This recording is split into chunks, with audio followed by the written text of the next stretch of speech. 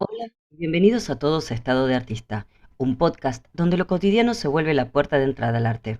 Soy Cecilia Chesini y en el episodio de hoy estaremos hablando de ¿era Degas realmente un impresionista?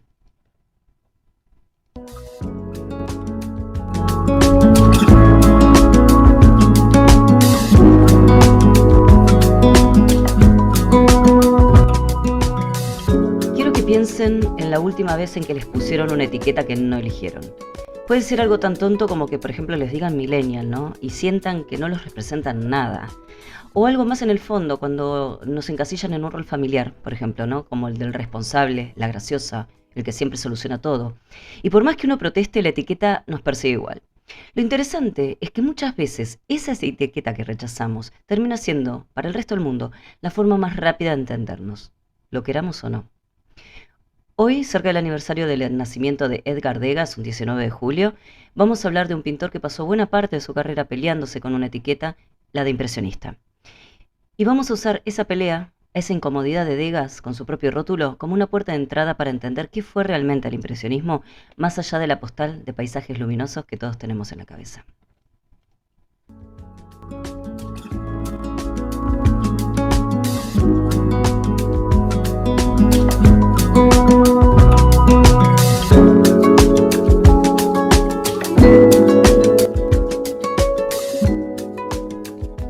Como siempre, tenemos que arrancar por el principio, ¿no? Porque para entender por qué Degas se resistía a una etiqueta, primero hay que entender de dónde salió esa etiqueta y qué peleaba, o qué pelea había en realidad de fondo.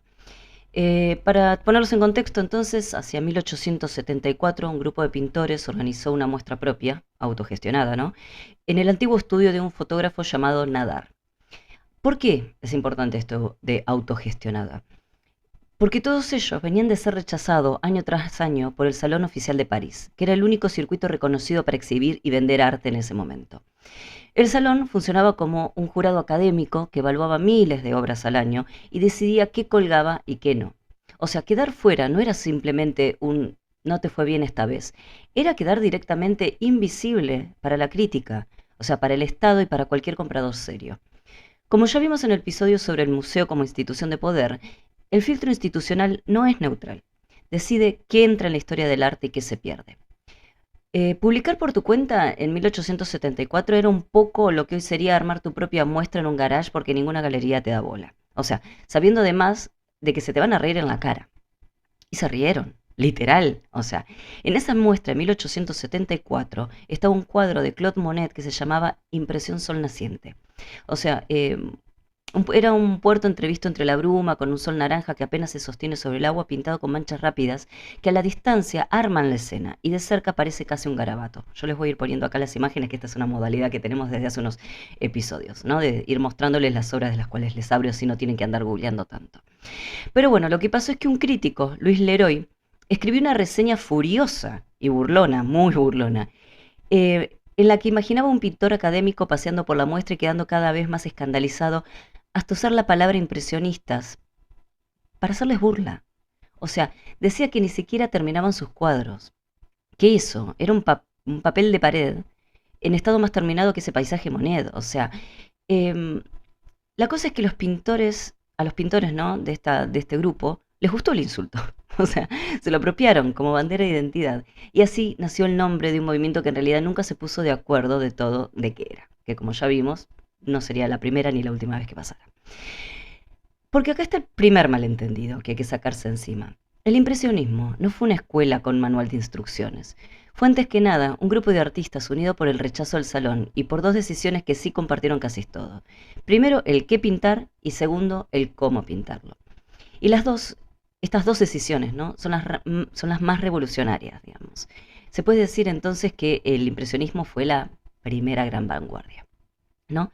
La primera decisión, la de el qué pintar, es la que menos se explica, pero sin embargo es la más importante. Porque hasta ese momento la pintura, digamos, seria, la que valía la pena, según la academia, tenía que ser sobre historia, sobre mitología, religión, escenas nobles, ¿no? O sea, el rey, una batalla, una diosa. Pintar un café, una lavandera, una carrera de caballos o gente paseando un domingo en el parque era en el mejor de los casos un género menor, ¿no? Vamos a decir casi que decorativo. Los impresionistas dieron vuelta esa jerarquía.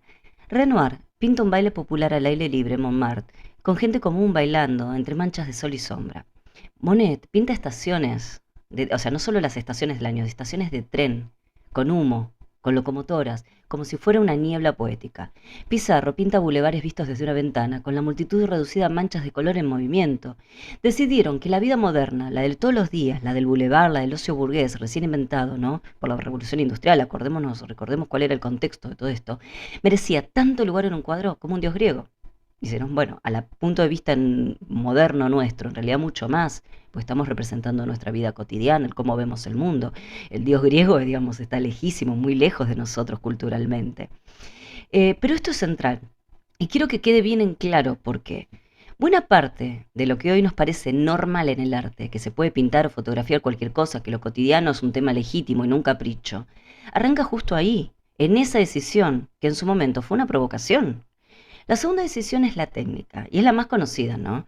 Esto de las pinceladas sueltas, visibles, ¿no? Que no intentan disimularse en una superficie lisa como mandaba la academia. O sea, usaban colores puros, puestos uno al lado del otro, en vez de mezclarlos prolijamente en la paleta. O sea, lo que algunos llaman la mezcla óptica, ¿no? En vez de mezclar físicamente el amarillo y el azul para lograr el verde, se superponen las pinceladas de amarillo y de azul una al lado de la otra y dejan que el ojo haga el trabajo, ¿no? Desde lejos. Porque, digamos, en la distancia esto ya se pierde, ¿no? Y el ojo los mezcla solo. Entonces, parado frente a un Monet de cerca, muchas veces no se entiende nada. Son manchas y manchas y manchas, sin forma clara. O sea, das dos pasos para atrás y de golpe aparece el reflejo del agua, la vela de un barco, una sombrilla, ¿no? Esa experiencia física, la de tener que alejarte para que la imagen cierre, vamos a decir, ya te está diciendo algo sobre qué le importaba a este grupo. No era el detalle prolijo, sino el efecto en general, la impresión completa. O sea, recordemos que son los años del nacimiento de la fotografía. La pintura está buscando cómo diferenciarse. Y después, bueno, está la costumbre, no de todos, pero sí del núcleo más filoso del grupo, como Monet, Renoir, Pizarro, ¿no? Que estuvimos mencionando, que era el de salir físicamente a pintar al aire libre para cazar ese instante de luz que no se iba a repetir nunca más de la misma manera. O sea, la misma catedral sí, la misma pila de heno sí, pero pintadas una y otra vez a distintas horas del día, porque lo que cambia no es el objeto, sino la luz que toca encima de ese objeto en un preciso momento. De hecho, les dejo un dato, o sea, hay pinturas que se ha podido datar en qué momento del día fueron pintadas por cómo pegaba la luz. O sea, hay una muy famosa, ahora no recuerdo el nombre, que tiene la torre de una catedral con una hora, se ve la hora pintada en el reloj de la catedral, pero se podía interpretar tanto como hora de la mañana como de la tarde. Sin embargo, gracias a la minuciosidad de cómo estaba estudiado el impacto de la luz sobre los objetos pintados, se pudo determinar que era durante la mañana. Entonces, eh, ya nos metimos, digamos, en realidad, sobre estos aspectos bastante en episodios anteriores, no voy a detener mucho más acá, ¿no? Pero la idea de fondo es que lo que importa ya no era pintar el objeto tal cual es, sino la sensación que ese objeto producía en un momento exacto. Esto lo vimos ya, puf. La percepción, ¿no? Lo subjetivo empieza a pesar más que la representación fiel en este momento. Y esta es la idea, digamos, con la que tenemos que quedarnos, porque lo vamos a volver a hablar, digamos, un poquito más hacia el final del episodio. Ahora, una aclaración rápida porque el circuito comercial, perdón, sobre el circuito comercial porque lo necesito, si no, no van a entender nada de lo que viene a continuación y menos van a entender todavía Degas. Al quedar fuera del salón, estos pintores no tenían que vender. Yo se los estoy explicando también en episodios anteriores, pero es súper importante tenerlo en claro. Porque ahí aparece la figura de un marchand, que es Paul Durand-Ruel, que empieza a comprarles la obra cuando nadie más lo hacía, ¿no? Y armas de posiciones individuales, ¿no? Que era, o sea, y hago énfasis en esto de individuales, ¿no? Porque era algo muy poco común en ese momento. Lo esperable era exponer en muestras correctivas, ¿no? Armadas por un jurado. O sea, había una curaduría. Y hasta lo que hace Ruel, o sea, Durand-Ruel, es hasta pagarnos una mensualidad fija a cambio de la producción. O sea, esto era jamás visto. O sea, y encima sin un contrato firmado, ¿no? A puro nombre y confianza, o sea, le puso el pecho a la situación totalmente este marchand. Y fue una apuesta enorme, y voy a decir temeraria, ¿no? Hubo años, en plena crisis económica de la década de 1870 en Francia, en la que Durand-Ruel estuvo al borde de la quiebra por tener la casa llena de cuadros que nadie quería comprar, ¿no? Porque él estaba pagando, recibiendo obras y no estaba vendiendo, o sea... Creo que cualquier argentino se puede sentir muy identificado con esta situación. Bueno, imagínense encima en el campo del arte. Entonces tardó años en darle resultado a la fórmula, recién para 1886, o sea, en una muestra organizada en Nueva York encima. Recién ahí el público empezó a comprar en serio. Y hay una frase que se le atribuye a él mismo un poco resignado y un poco festejando que el público americano no se ríe, compra, dijo. Un visionario, perdón, un visionario. El reconocimiento oficial en Francia tardó todavía más, ¿no? Porque el Estado francés no compró su primera obra impresionista hasta 1892. Saquen la cuenta, estamos hablando 20, 30 años después. Eh, o sea, 20, 30 años después de la primera muestra aquella en el estudio de Nadar.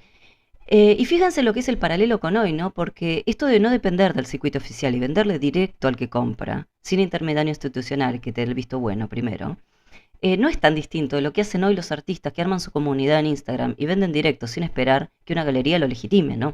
Ese tema del mercado del arte es denso, es muy interesante, da por un episodio entero. Vamos a cortar acá con esto, digamos, se los voy a armar en otro episodio porque me voy a ir por las ramas. Pero por ahora vamos a quedarnos con esto, ¿no? Que el impresionismo no solo inventó una forma de pintar, también inventó un poco, a los ponchazos y a pura necesidad, una forma de vender arte fuera del sistema oficial, ¿no? Miren todo lo que le debemos al movimiento impresionista, ¿no? Y con esta en base ya podemos meternos de lleno con el tema Degas propiamente. Porque es donde realmente la cosa se pone interesante. Porque Degas rompe el molde del molde. O sea, rompe el molde que ya estaba roto, ¿no? Eh, y sin embargo, quedó totalmente pegado a esto, a la etiqueta de impresionista. Vamos a tratar de entender un poquito por qué Degas no quería que lo llamaran impresionista, porque tiene un fundamento, o sea, no es solamente un capricho, no es que quería distinguirse. Él venía de una familia acomodada, ¿no? De banqueros, y de hecho arrancó estudiando Derecho antes de decidirse por la pintura. O sea, se formó en la tradición académica más estricta, ¿no? Fue un discípulo directo de Ingres, ¿no? Un gran defensor del dibujo y de la línea por sobre el color, y que de él siempre decía que Ingres lo que le decía es, haga muchas líneas, joven, muchas líneas. O sea, era un fanático del dibujo. El dibujo, digamos, la estructura, el academicismo, era importante. O sea, formaba parte de su core, si vamos a decir. Eh, Después viajó varios años por Italia, copiando a los grandes maestros del Renacimiento en museos e iglesias. O sea, un ejercicio súper clásico, bien de academia. O sea, lo que tenía que hacer cualquier pintor serio, vamos a decir, de la época.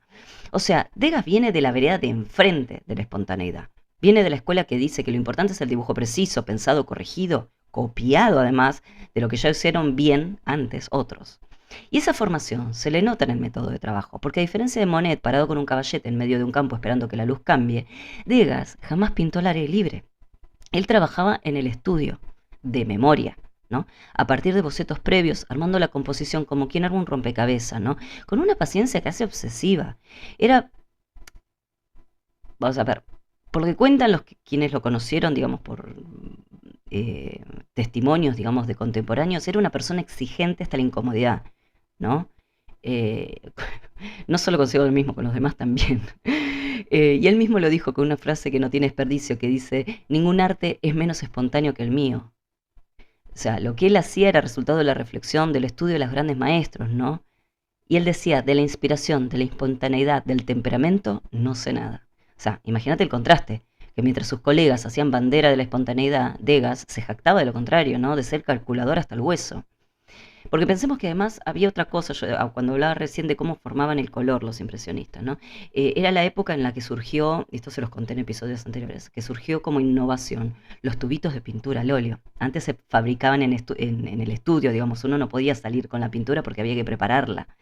Entonces, digamos, los impresionistas se aprovecharon de todos los recursos de la nueva tecnología que tenían y por eso empiezan a salir afuera. Pero bueno, claro, Degas viniendo del core más duro, digamos, de la academia, conservó esa estructura de trabajo, ¿no? Entonces, un ejemplo concreto para que entiendan bien esta diferencia del método, ¿no? En cuadros como la clase de danza, ¿no? Degas arma toda la escena, la del maestro del ballet apoyándose en su bastón, las bailarinas estirando, ¿no? Acomodándose la ropa, esperando el turno, a partir de estudios previos, hechos por separado, ¿no? Casi como un director armando una escena de un teatro, ¿no? Pieza por pieza, pero en un estudio, sin que ninguna de esas bailarinas hayan posado jamás en ese salón exacto con esa luz exacta, ¿no? Es perfectamente lo opuesto al método de Monet, que está parado siempre frente a un paisaje real, ¿no? A la misma hora tratando de no perder la luz. Ay, perdónenme, lo que pasa es que estoy un poco resfriada, me está costando un poquito seguir el episodio, ¿no? Pero bueno, Además, Degas prefería que lo llamaran más bien un realista o un independiente, ¿no? Pero nunca un impresionista. Eh, y digamos, esto para él no fue solamente una cuestión de vocabulario. En las muestras del grupo, él insistió varias veces en sumar amigos suyos que no tenían nada que ver con la estética expresionista, ¿no? O sea, gente con formación más académica. Y eso fue lo que le terminó generando muchos problemas, ¿no? Y tensiones fuertes con Monet, con Renoir y compañía. Y por eso también es señalado muchas veces como el factor determinante que terminó por romper al grupo impresionista hacia 1886, cuando se hizo la última de las 8 exposiciones conjuntas, ¿no? Eh, con esta información sola, digamos, la conclusión parece bastante obvia, ¿no? Que Degas es una especie de infiltrado. O sea, como un académico que se les coló en el movimiento, un poco, no sé, vamos a decir, para boicotearlo, quizás, no. O sea, no valoraba el movimiento per se. Pero acá está el contrapunto también, porque si te quedas solamente con esa lectura, te perdés la mitad más interesante de la historia, ¿no? Que primero, un dato que no es menor. Degas participó en 7 de las 8 muestras impresionistas, o sea, estuvo ahí adentro, muy metido con el cuerpo casi todo el tiempo que el grupo existió como tal. Y segundo, y esto es lo más importante, Degas compartió con el resto exactamente esa primera decisión que mencionaba antes, ¿no? La de la vida moderna como tema. Porque sus bailarinas, las lavanderas, sus escenas de hipódromos o de café concert, son el mismo gesto que el Monet pintando en un boulevard, ¿no? O sea, lo de elegir lo cotidiano, lo urbano, lo de todos los días, en vez de lo mitológico o lo histórico. Eso en Degas es súper impresionista. Ah, y tercero, esto sí se lo suele dejar pasar como si fuera un detalle técnico menor, pero no lo es para nada. Degas fue de los primeros en aplicar a la pintura recursos que venían de la fotografía, ¿no? Una tecnología que, como dijimos, recién estaba apareciendo. Y además del grabado japonés, que en esa época recién estaba entrando en Europa con fuerza después de que Francia y Japón abrieran el comercio. Entonces ahí aparecen encuadres asimétricos, ¿no? Figuras cortadas por el borde del cuadro como si la cámara los hubiera agarrado en medio movimiento, ¿no? Y otros puntos de vista raros de repente, o sea, mirados desde arriba, por ejemplo, desde un palco, desde ángulos que ningún cuadro académico se hubiese atrevido a usar. Porque recordemos que para la academia el correcto balance de un cuadro estaba regido por la proporción áurea, ¿no? O sea, esto podemos adentrarnos en algún episodio un poco más adelante, digamos, porque es bastante complejo. Pero hay un cuadro suyo, ¿no? Por ejemplo, de una orquesta de ópera donde el protagonista visual del primer plano termina siendo, medio a los ponchazos, ¿no? El mástil de un contrabajo que queda cortado por el borde inferior, mientras la bailarina, que en teoría es el tema principal, queda relegada al fondo, ¿no? Chiquitita y casi de casualidad. Eso no es un error de encuadre, es una decisión. O sea, ¿y para qué hacía todo esto? Para lograr una sensación de instante congelado. De esto se ve así en este segundo exacto agarrado de costado. O sea, segundo exacto, ya ni siquiera ni instante, ni momento del día, ni época del año. O sea, esto no es ni más ni menos que la misma obsesión que tenía Monet con la luz, o sea, y toda la compañía, o sea, todos los impresionistas estaban obsesionados con esto mismo, ¿no? Pero más centrados en el tema de la luz. La diferencia es esta, ¿no? El camino que recorren cada uno. Porque mientras los impresionistas netos buscaban parados afuera, pintando rápido antes de que cambie la luz, Degas construía adentro del estudio, ¿no? Y calculando cada centímetro del encuadre, dos caminos totalmente opuestos, pero que terminan llegando al mismo lugar. Entonces, ese mismo afán, casi obsesivo, por capturar el movimiento real y no una pose inventada, lo llevó también a la escultura, algo que casi ningún otro impresionista trabajó en serio, ¿no? Entonces su pequeña bailarina de 14 años es la única escultura que expuso en su vida, pero que generó un escándalo cuando la mostró, porque no era un bronce idealizado a la manera clásica, ¿no? Era una figura de cera, vestida con un tutú de tela real y una cinta de pelo real, ¿no? Con una anatomía que algunos críticos de la época describieron directamente como fea, vulgar, simiesca, le llegaron a decir. O sea, un comentario que hoy suena bastante cargado de prejuicio de clase, ¿no?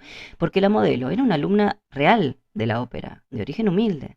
O sea, eran las llamadas petit rats, o sea, pequeñas ratas, les decían. Porque eran hijas o sea, chicas chiquitas de clase baja que entraban, digamos, al teatro buscando un medio de vida, pero que ese medio de vida también incluía el abuso, ¿no? La explotación. O sea, hay todo un tema sociopolítico detrás eh, muy denso. Y este tipo de escándalos a través del arte, digamos, por el tema elegido por el arte, también lo vemos en varias obras del arte argentino, sobre el cual también tengo pensado hablar en un episodio más adelante. Pero bueno, más allá de esta reacción incómoda, ¿no? La escultura muestra lo mismo que las pinturas, ¿no? Que Degas no quería el ballet idealizado de postal, quería el cuerpo real, cansado y todavía en formación, de una bailarina que en definitiva es de carne y hueso. Y hay un cuarto punto también, que le da un giro casi conmovedor a toda esta discusión, ¿no? Y es que Degas con los años desarrolló un problema serio de la vista, que fue empeorando hasta casi dejarlo ciego para cuando era viejo, ¿no? Entonces, en los últimos años, Degas empieza a abandonar el óleo prolijo y se pasa cada vez más al pastel, con una paleta cada vez más saturada y más vibrante, con contornos que además son cada vez más simples y gruesos, ¿no? Casi como si la pérdida de precisión visual lo empujara, sin buscarlo, hacia una pincelada más suelta y más sensorial, ¿no? O sea, recordemos, los colores más saturados son más sencillos de ver y claro, al no tener una precisión visual, la definición de los bordes pasa a un segundo plano, ¿no? Es casi como si contra su propia voluntad y por una razón que no eligió, terminara acercándose visualmente en sus últimos años a eso que toda la vida se negó a llamar impresionismo. Entonces, ¿en qué quedamos? Yo prefiero pensarlo así, ¿no? Y es solo un posible encuadre entre varios. Que quizás la pregunta de si Degas fue o no un impresionista está mal planteada, porque asume que el impresionismo era un club de reglamento único y como ya vimos en realidad, dentro del núcleo duro, nunca se pusieron demasiado de acuerdo. Quizás lo más productivo sería pensarlo como una bisagra, a Degas como una bisagra, ¿no? Un pintor formado en la academia más rígida que, sin embargo, comparte con el grupo la elección del tema, ¿no? Como ya vimos, la vida moderna, el ballet, el hipódromo, bla, bla, bla. Y, además, la obsesión de fondo, que era capturar un instante que no se repite. Aunque bueno, como ya dijimos, llega ahí por una puerta completamente distinta, ¿no? Que es la del cálculo y el estudio, en vez de la espontaneidad y el aire libre. Entonces, esa bisagra, en el fondo, nos obliga a repensar qué es lo que realmente define el impresionismo, ¿no? ¿Es una técnica de pincelada suelta, nada más? O sea, un método. ¿O es más de fondo una actitud compartida? La ruptura con el salón, la elección de lo cotidiano como tema legítimo y la idea de que lo que importa capturar no es el objeto, sino la percepción subjetiva de un instante. Si la respuesta es la segunda, entonces Degas encaja perfecto, aunque él mismo se haya pasado la vida diciendo que no era impresionista. Pero si la respuesta es la primera, entonces tenemos que aceptar que el impresionismo, incluso en su época fundacional, ya convivía con su propia excepción interna, ¿no? Alguien que participó en el club, vamos a decir el club, casi desde el primer día, sin firmar nunca el reglamento. Bien, y ya que hablamos de darle prioridad a la percepción subjetiva por sobre la representación fiel del objeto, esa misma idea, llevada al extremo, es la semilla de algo que ya charlamos en el episodio anterior sobre surrealismo, que es que si el impresionismo dice lo que hay que capturar no es el objeto, sino la sensación que produce en mí en este instante, el surrealismo, unas décadas después, va a llevar esa misma lógica mucho más lejos, ¿no?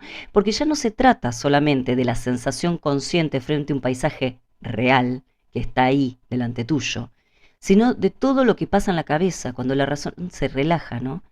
Y aparece el inconsciente, el sueño y el automatismo. O sea, piénsenlo en paralelo, ¿no? Monet todavía necesita un paisaje real, aunque lo que le importe sea la sensación que le produce y no el paisaje en sí.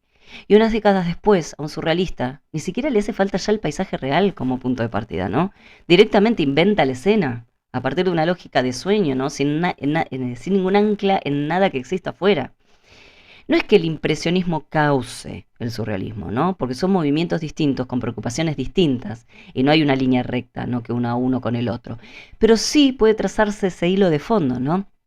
Que una vez que el arte acepta que la verdad de una obra puede estar adentro de quien percibe y no afuera en el objeto, ya no hay vuelta atrás. Y ese camino termina con otras reglas y otro vocabulario completamente distinto, ¿no? En el territorio que Breton y compañía se animaron a explorar con el surrealismo. Entonces, como para cerrar, el impresionismo suele contarse como una historia prolija, ¿no? De un grupo de amigos pintando paisajes luminosos afuera. Pero la historia de Degas nos muestra que fue bastante menos prolija que eso. Un movimiento donde convivían métodos casi opuestos, discusiones internas fuertes, y hasta gente que participaba activamente de algo que después negaba en público. Y quizás esa incomodidad, esa bisagra que fue Degas, cuenta más sobre qué fue realmente el impresionismo que cualquier manual que te lo resuma en 3 características prolijas. Entonces, antes de despedirme, les dejo 2 ejercicios para esta semana. Como siempre, el primero reflexivo, que es el de pensar una etiqueta que les hayan puesto alguna vez en el trabajo, en la familia, no sé, una etiqueta generacional, que ustedes nunca hayan terminado de aceptar. ¿Qué parte de ustedes no entra en esa etiqueta? O sea, ¿qué parte sí entra y qué parte no? ¿Qué queda fuera de ese molde? Pero, o sea, piensen un poco también en qué parte de esa etiqueta que no quieren admitir en realidad sí les calza, perfecto. O sea, no hace falta resolverlo a calza con notar la incomodidad, que es más o menos lo que le pasaba a Degas cada vez que alguien lo representaba como un impresionista. El segundo ejercicio de observación activa, que es cuando vean fotos en redes sociales, en publicidades, donde sea, se tomen un segundo antes de seguir con su vida cotidiana y fíjense cómo está encuadrada. ¿Está prolija, centrada, simétrica? ¿O tiene ese aire de instante robado, con alguien cortado al costado, un ángulo raro, un objeto en primer plano que tapa parte de la escena, ¿no? Algo que parece casual, pero probablemente fue pensado con bastante cálculo. Deténganse a pensar en eso, si es totalmente casual o si está calculado. Porque ese recurso, el de simular lo espontáneo mediante un encuadre, en realidad bastante prolijo y trabajado, tiene un antepasado directo en lo que hoy charlamos sobre Degas y su orquesta, ¿no? Con el contrabajo cortado en primer plano. Así que bueno, como siempre, si te gustó el episodio, te invito a suscribirte al canal y activar la campanita. Déjame tu comentario sobre las diferentes preguntas que estuvimos planteando a lo largo del episodio. Me interesa mucho saber qué opinan de todo lo que hablamos acá, de esta idea de Degas como bisagra. También me puedes encontrar en Instagram como @CeciliaChesiniArte. Nos encontramos la próxima semana.